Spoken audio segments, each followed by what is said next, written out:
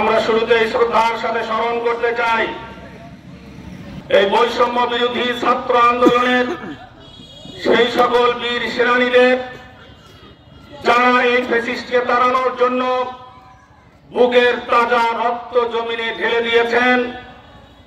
আল্লাহ রাব্বুল আলামিন তাদের জান্নাতুল ফেরদাউস নসিব করুন। আমরা সবাই বলি আমিন। আমরা শ্রদ্ধা ভরে স্মরণ করতে চাই সেই সকল বীর সেনানীদের যারা এই ফ্যাসিস্ট সরকারকে হটানোর সংগ্রামে লিপ্ত হয়ে পেটুয়া বাহিনী, তৎকালীন গুন্ডা পুলিশ বাহিনী কর্তৃক নির্যাতনের শিকার হয়ে পঙ্গুত্ব বরণ করে আহত অবস্থায় দিন যাপন করছেন। আল্লাহ রাব্বুল আলামিন তেনাদের ধৈর্য ধারণ করার তৌফিক দান করুক এবং দ্রুত শেফায়ে কামেলা দান করুক। আমরা সবাই বলি আমিন। সংগ্রামী সাথী ও বন্ধুগণ, আমরা দেখেছি আমাদের দেশ 1971 সালে স্বাধীনতা লাভ করেছে। 71 থেকে আজ পর্যন্ত এই দীর্ঘ 53 বছর আমাদের এই প্রিয় মাতৃভূমিকে বিভিন্ন রাজনৈতিক দল শাসন করেছে।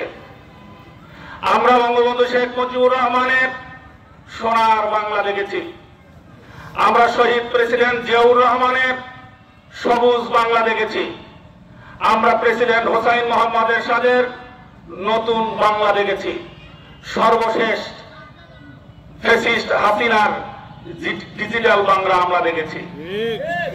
কিন্তু যেই সাম্য, মানবিক মর্যাদা এবং সামাজিক ন্যায় বিচারের স্বপ্ন নিয়ে এই বাংলার লক্ষ তরুণ জনতা প্রাণ বিসর্জন দিয়ে গেছেন, এক সাগর রক্তের বিনিময়ে আমরা 1,47,570 বর্গ কিলোমিটারের একটা মানচিত্র এঁকেছিলাম।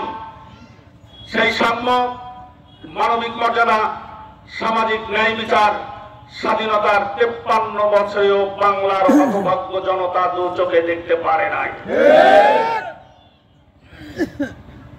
সংগ্রামী সাথী এবং বন্ধুগণ, কারণ যারা এই দীর্ঘ 53 বছর সাম্য, মানবিক মর্যাদা, সামাজিক ন্যায় বিচারের স্বপ্ন দেখিয়ে এই হতভাগ্য জনতাকে সিঁড়ি হিসেবে ব্যবহার করে ক্ষমতায় গেছেন, তারা ক্ষমতায় গিয়ে জনগণকে ভুলে গিয়ে নিজের পেটের ধান্দা করেছেন, বিদেশে বাড়ি করেছেন, গাড়ি করেছেন, বিদেশে বেগম পাড়া তৈরি করেছেন, ব্যাংকগুলোকে লুট করে ব্যাংকগুলো বাংলাদেশের অর্থনীতিকে ধ্বংসের ধার প্রান্তে দাঁড় করিয়েছেন। ঠিক না? সংগ্রামী সাথী এবং বন্ধুগণ, এরকম ভাবে কিয়ামত পর্যন্ত যদি ক্ষমতার পালা বদল ঘটে, এই হতভাগ্য জনতার ভাগ্যের কোনো পরিবর্তন ঘটতে পারে না।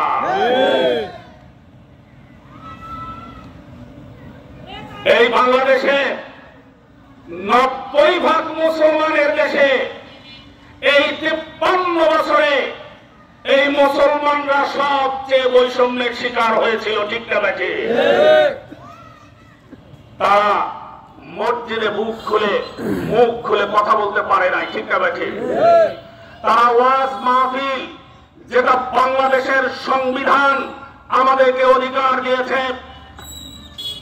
এই অনুমতির কথা বলে স্যান্ডেলের তলা ক্ষয় হয়েছে, অনেক ওয়াজ মাহফিলের অনুমতি মেলে নাই। ঠিক না বেঠে? অনেক আলেম ওলামা কথায় কথায় তাদের নামে মামলা দিয়ে হামলা করে তাদেরকে বেইজ্জতি করে জেলের মধ্যে ঢুকিয়ে দেওয়া হয়েছে। ঠিক না বেঠে? সংগ্রামী সাথী এবং বন্ধুগণ, সময় এসেছে ঘুরে দাঁড়ানোর। এই স্বাধীনতার 53 বছরে এবারের যে সুযোগ সময় এসেছে, অন্য কোন সময় ইসলামপন্থীদের জন্য এমন সুযোগ আসে না।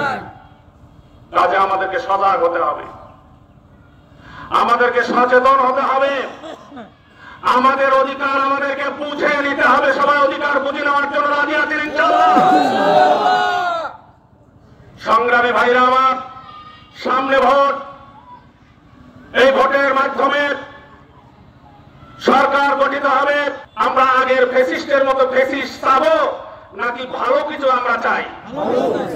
যদি ভালো কিছু চান, আমি আপনাদেরকে জিজ্ঞেস করতে চাই, চাকু যদি আপনাদের হাতে থাকে, এই চাকু যদি ভালো মানুষের হাতে থাকে, চাকু যদি আলেম ওলামার হাতে থাকে, এই চাকু দিয়ে আম কাটবে, কলা কাটবে, আপেল কাটবে, হাঁস মুরগি জব করবে, মানুষ খাবে, শান্তি পাবে, আল্লাহ শুকরিয়া আদায় করবে, ঠিক না ব্যাঠে? আর এই চাকু যদি পকেট মার্কে দেয়া যায়, এই চাকু দিয়ে পকেট কাটবে, ডাকাতি করবে, মানুষের জীবন দুর্বিষহ করে তুলবে, ঠিক না ব্যাঠে? কাজেই চাকু যেহেতু আমাদের হাতে, সিদ্ধান্ত আমাদেরকেই নিতে হবে। এই চাকু পরীক্ষিত যারা চোর, যারা ডাকাত, যারা ফ্যাসিস্ট, যারা লুটেরা, আমরা তাদেরকে দেব নাকি আল্লাহওয়ালা ভালো লোক মুত্তাকি লোকদেরকে দেব? এই সিদ্ধান্ত আমাদেরকেই নিতে হবে। এই সিদ্ধান্ত নেওয়ার জন্য সবাই রাজি আছেন?